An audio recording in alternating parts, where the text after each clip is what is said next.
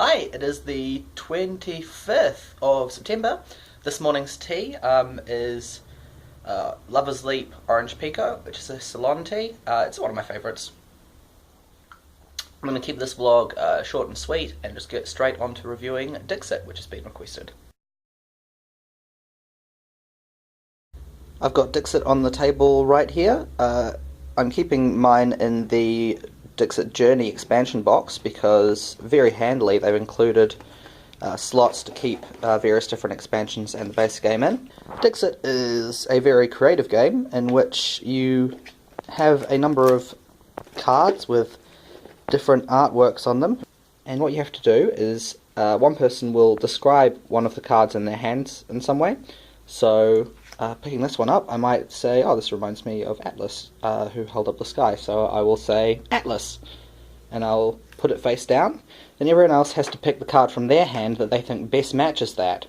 Once that's been done, we flip all the cards over, and people have to guess which one they thought was the one I put down.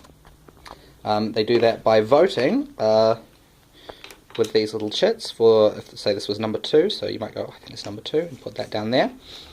Once that's been done, we flip them over and see who was right. If at least one person, but not everybody, guessed the right card, then I would get 3 points. If everyone guessed it, I get no points, and if no one guessed it, I get no points. Also, if someone guessed your card and you weren't the storyteller, then you get 1 point. So it rewards you being subtle but not too subtle, which is good, because I could just say it's sort of a four-eyed crocodile guy crouching down, which would make everyone guess it, but then I wouldn't get any points.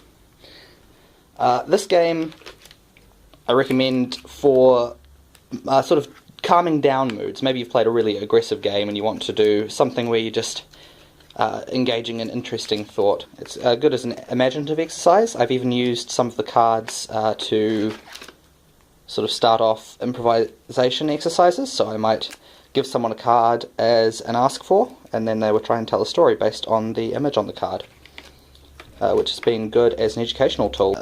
One thing I would say about the game is that with just the base game, it doesn't take very long until you sort of start to memorize all of the images, and the game loses some of its charm once you know what people are talking about when they say something.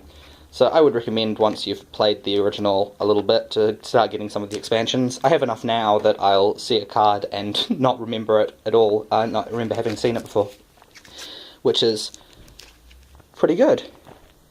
Like that one there, that's not familiar at all to me.